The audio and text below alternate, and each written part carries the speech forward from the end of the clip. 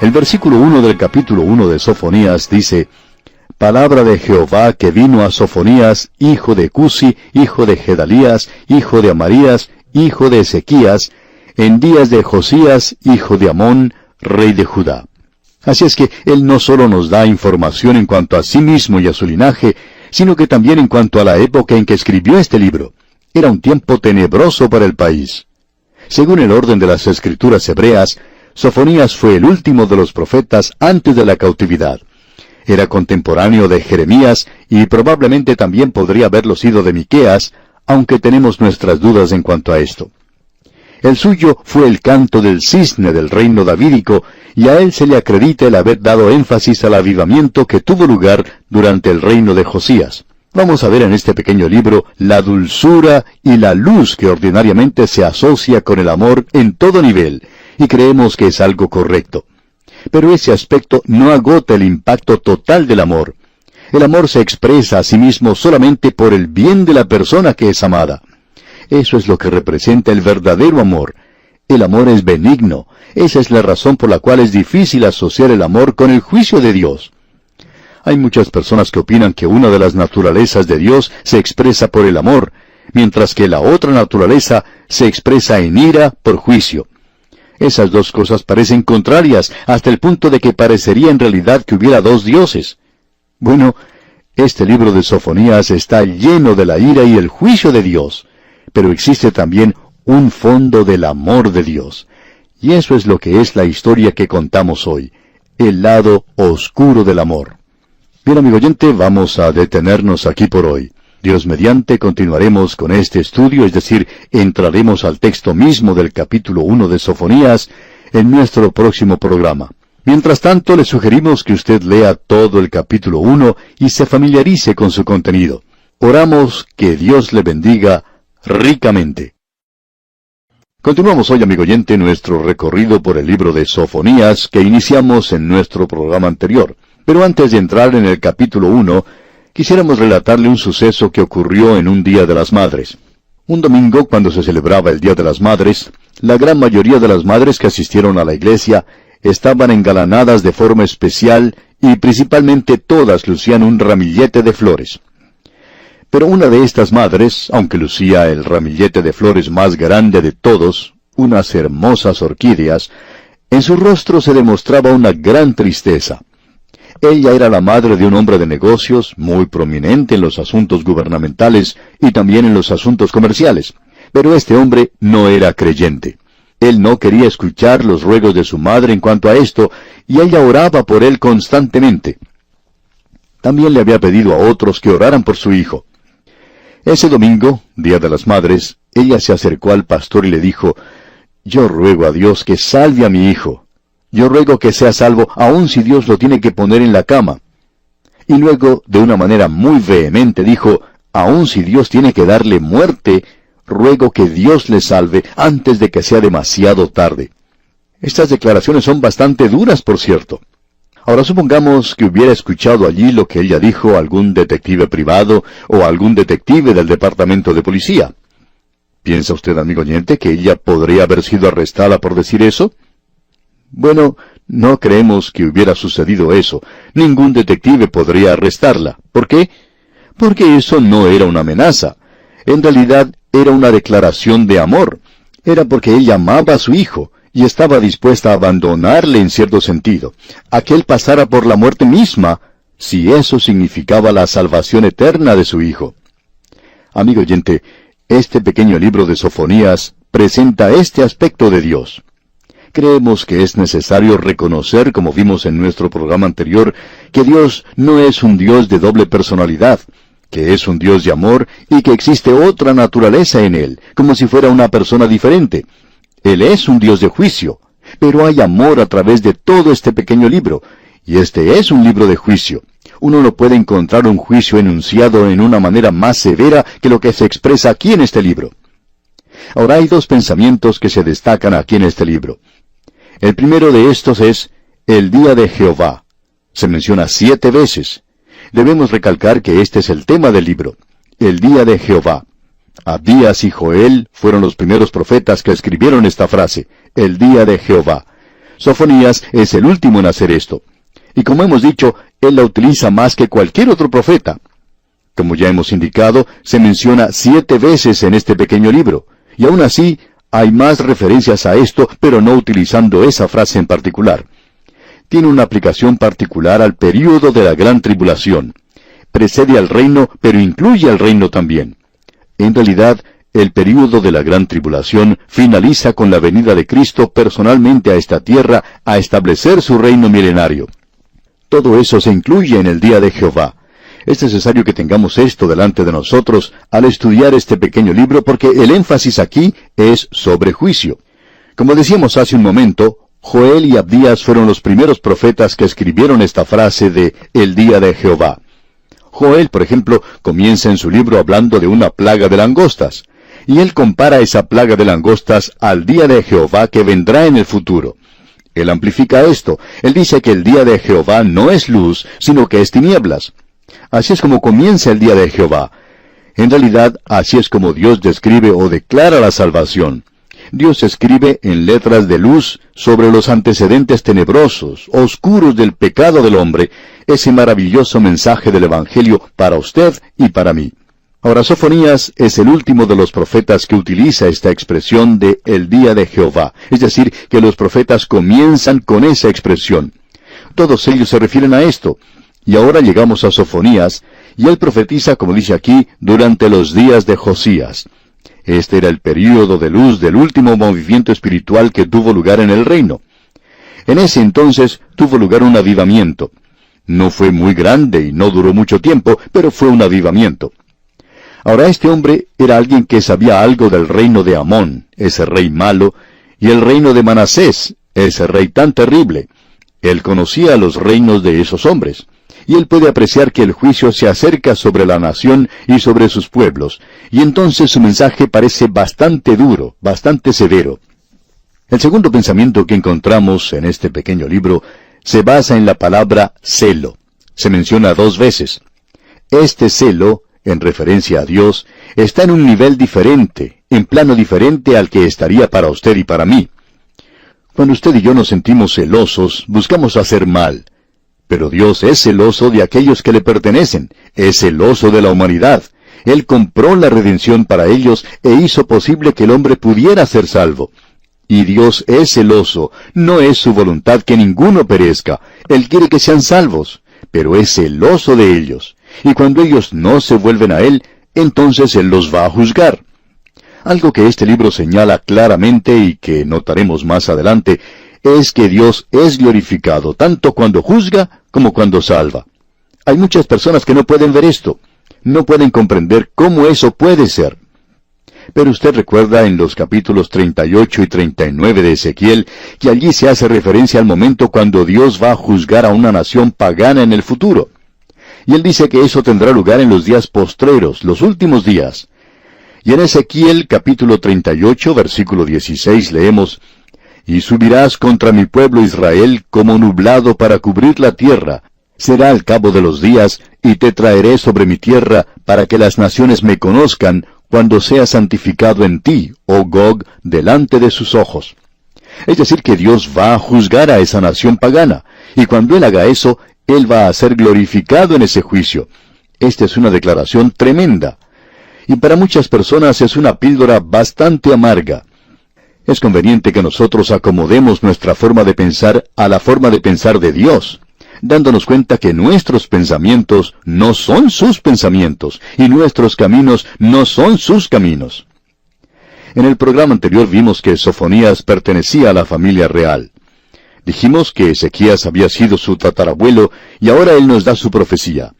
Y en el versículo 2 de este capítulo 1 dice: Destruiré por completo todas las cosas de sobre la faz de la tierra, dice Jehová. En el capítulo 1 de este libro, tenemos un juicio contra Judá y Jerusalén. Él utiliza un lenguaje, por cierto, bastante fuerte. Destruiré por completo todas las cosas de sobre la faz de la tierra, dice Jehová. Dios dice que va a juzgar. Cuando Él hace eso, entonces Él va a raspar la superficie de la tierra y quitar todo lo que hay en ella. Así es como Dios dice que Él va a juzgar. Y luego refuerza lo que está diciendo en el versículo 3. Destruiré los hombres y las bestias, destruiré las aves del cielo y los peces del mar, y cortaré a los impíos, y raeré a los hombres de sobre la faz de la tierra, dice Jehová. Debemos decir que este juicio es bastante duro. En Israel, en el presente, existe un gran zoológico. Se nos dice que está ubicado en un lugar cerca del mar de Galilea y que se está haciendo un esfuerzo por reunir a todos los animales que existían en los días de la Biblia y colocarlos en ese zoológico, porque es algo muy obvio que cuando aumenta la población va a ocurrir allí lo mismo que ha sucedido en otras partes, y ciertas especies de animales se van a extinguir y desaparecerán. Bueno, Dios dice que eso es exactamente lo que sucederá cuando Él juzgue la tierra. Muchas especies, en realidad todas estas, están llegando a extinguirse en esa ocasión. Este es un juicio muy severo. Al avanzar en nuestro estudio reconocemos que esto en realidad cubre mucho más que esa tierra. Es una devastación mundial la que se predice aquí. Y el libro de Apocalipsis confirma esto y lo ubica en el período de la gran tribulación. Es durante ese período que esta tierra quedará completamente desnuda, porque ocurre justo antes que Dios traiga el reino milenario y renueve la tierra. Usted puede notar que aquí dice que Él destruirá a los hombres y a las bestias, es decir, todas las criaturas vivientes están incluidas en este juicio. Leamos ahora los versículos 4 y 5 de este capítulo 1 de Sofonías. Extenderé mi mano sobre Judá y sobre todos los habitantes de Jerusalén, y exterminaré de este lugar los restos de Baal, y el nombre de los ministros idólatras con sus sacerdotes, y a los que sobre los terrados se postran al ejército del cielo, y a los que se postran jurando por Jehová y jurando por Milcom. Dios dice aquí claramente que Jerusalén está señalada, y que también lo está Judá. Dios dice, extenderé mi mano sobre Judá y sobre todos los habitantes de Jerusalén, y exterminaré de este lugar los restos de Baal. Lo que provocó el juicio de Dios sobre esta tierra es algo muy específico. Aquí tenemos la idolatría. Hemos visto en nuestro estudio en el libro de Habacuc que Dios menciona 5 ayes o lamentos que Él iba a provocar sobre la gente a causa de ciertos pecados que habían cometido. E idolatría era el último pecado, era el quinto. Pero también había otros 4 anteriormente. Ahora, Sofonías aquí limita esto a la idolatría, es decir, a la religión falsa.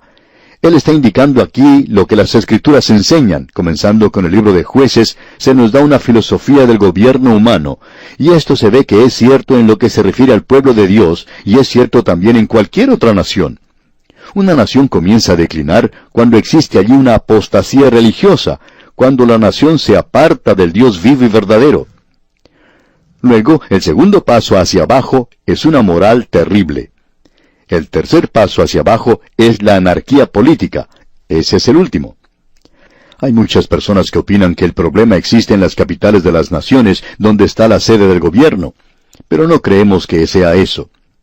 Otro grupo de personas opinan que la terrible moral de la tierra puede cambiar si la gente pudiera ser reformada, si pudiéramos lograr que la gente se comporte bien con los demás y que no sea violenta, que no robe, que no nos quite lo que tenemos, que eso sería fantástico y que eso resolvería todos estos problemas.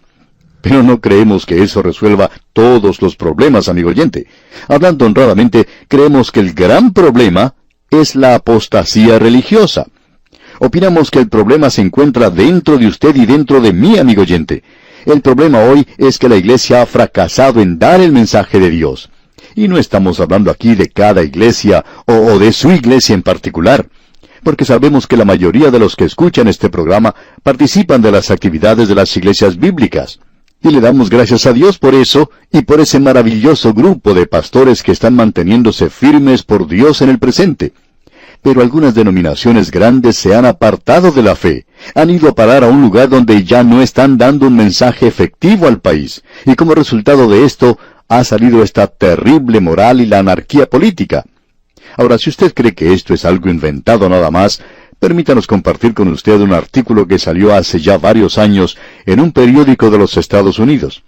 Allí se estaba hablando del bajo nivel de las iglesias, que éstas se estaban apartando en realidad del mensaje espiritual, que allí se estaba invitando a hablar a hombres destacados de las universidades o de los seminarios, y este artículo concluía diciendo lo siguiente, escuche usted. Esta traición a Cristo en nombre del cristianismo es una razón para la enfermedad moral y espiritual que aflige a este país.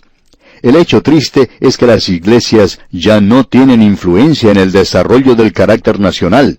La gente va a la iglesia principalmente porque obedece a un impulso de participar en una reunión de adoración, no porque exista una guía espiritual de parte de algún clérigo. Ya puede usted darse cuenta cómo condena un artículo así, cuando uno lee algo así. Y esto no se refiere solo a una nación, sino que es un cuadro de todas las naciones del mundo. El historiador inglés Eduardo Gibbon, autor del libro Historia, Decadencia y Caída del Imperio Romano, da 5 razones por lo que sucedió a Roma. Usted debe recordar que Gibbon no era un creyente, pero aquí tenemos el por qué, dice él, cayó Roma. Y Roma cayó desde adentro. Él dice, en primer lugar, la dignidad y la santidad del hogar fueron minadas, socavadas. El hogar es la base de la sociedad humana. En segundo lugar, se aumentó los impuestos más y se gastaba cada vez más el dinero público para proveer pan gratis y circos para el populacho. Tercero, la locura por el placer. Los deportes se hacían cada vez más excitantes, más brutales, más inmorales. Cuarto, la construcción de mucho armamento, cuando en realidad el enemigo mayor estaba de adentro. El decaimiento de la responsabilidad individual. Y quinto, el decaimiento de la religión, que se convertía nada más que en un formulismo, que perdía su contacto con la vida, perdiendo el poder de guiar a la gente. Ahora, esta es una declaración realmente sorprendente, amigo oyente. Ahora, este hombre Sofonías pone su dedo en la llaga en lo que al reino del sur de Judá se refiere. Él vio lo que estaba sucediendo y vio que se acercaba el juicio. Y él menciona esto aquí de la idolatría. Él menciona algo interesante en cuanto a la idolatría. Personalmente creemos que existen 3 clases de idolatría mencionadas. En primer lugar, tenemos la adoración de Baal, y esta era una forma de idolatría muy cruda. Usted recuerda que Jeroboam, en primer lugar, hizo construir ese becerro de oro. Más adelante, Jezabel introdujo la adoración de Baal. Y como dijimos, Baal era una forma de adoración muy cruda, aún en la idolatría. Luego, la idolatría llegó a ser algo muy refinado y sofisticado, y aquí podemos notar que dice, y exterminaré de este lugar los restos de Baal, y el nombre de los ministros idólatras y sus sacerdotes. Luego en el versículo 5, se nos presenta un segundo aspecto cuando dice, y a los que sobre los terrados se postraban al ejército del cielo, y a los que se postran jurando por Jehová y jurando por Milcom. Aquí se presenta el segundo aspecto de la idolatría. Es algo más refinado y muy sutil, y por cierto, muy peligroso. Y vamos a tener que dejar esto para el próximo programa, Dios mediante. Uno puede comparar esto con la religión de su propio país. El paralelo es tan similar que realmente lo deja uno sorprendido. En nuestro próximo programa continuaremos nuestro estudio en este capítulo 1 de la profecía de Sofonías. Le sugerimos leer todo este capítulo 1 junto con las notas y bosquejos que hemos enviado. De esta forma le será más fácil la comprensión de esta parte de la Escritura y estará así más familiarizado y mejor preparado para nuestro próximo estudio. Que nuestro Dios Todopoderoso derrame sobre usted sus ilimitadas bendiciones. Continuamos hoy, amigo oyente, nuestro viaje por el libro de Sofonías. Debemos recordar que en el programa anterior el profeta había profetizado de manera bastante dura que Dios iba a juzgar al pueblo, en particular a Jerusalén y Judá. Ellos habían pasado bajo el reinado de uno de los peores reyes que hayan podido tener, Manasés y Amón. Y luego vivieron durante el tiempo de Josías. Y entonces tuvo lugar ese período donde comenzó un avivamiento, pero no duró mucho, y fue el último que vino sobre esa nación. Ahora Dios dijo que Él iba a consumir todo lo que había en esa tierra. Creemos que Él se estaba refiriendo en particular a esa tierra, pero que tiene un alcance mundial, porque Él va a introducir dentro de poco el gran día de Jehová. Pero Él continúa diciendo que la razón para el juicio era la idolatría, y en realidad se nos menciona aquí 3 clases de idolatría. La idolatría es donde cada gran nación se ha desviado del camino. Es donde se ha apartado del Dios vivo y verdadero. Es cuando ha dejado de lado algún principio moral de gran envergadura que estaba basado en la religión y se han apartado de él y se han entregado a la idolatría que los ha llevado a una inmoralidad crasa. Como pudimos apreciar en nuestro programa anterior, él menciona en primer lugar la adoración de Baal, una adoración que fue introducida al reino del norte por Jezabel, porque su padre era el sumo sacerdote de la adoración entre los habitantes de Sidón. Y Dios dice en el versículo 4 de este capítulo 1 de Sofonías, «Extenderé mi mano sobre Judá y sobre todos los habitantes de Jerusalén, y exterminaré de este lugar los restos de Baal y el nombre de los ministros idólatras con sus sacerdotes». Dios dice que Él iba a exterminar ese lugar, a quitar completamente de allí la adoración de Baal. Esto había sido introducido aparentemente al reino del sur por medio de Manasés. No vamos a buscar ahora en los libros históricos en los que todo esto se menciona. Es por eso que hemos dicho, cuando estábamos estudiando los libros históricos, que hubiera sido magnífico el poder estudiar los libros proféticos que se refieren a ese período en particular. Esa es la razón por la cual uno lee los antecedentes aquí del reino de Manasés, y ningún rey se apartó tanto de Dios como lo hizo este hombre. Y él introdujo la adoración a Baal.